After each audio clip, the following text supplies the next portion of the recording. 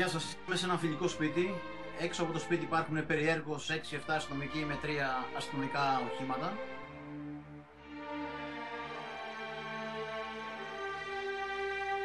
Λένε μετά, κάποιοι γιατροί στο Κολονάκι δηλώνουν μόνο 10.000 ευρώ το μήνα. Εγώ γνωρίζω αυτούς τους γιατρούς. Πάντως αν ακούσει για λίστα Σιλαγκάρτ, πρόκειται περί καθαρής συκοφαντίας.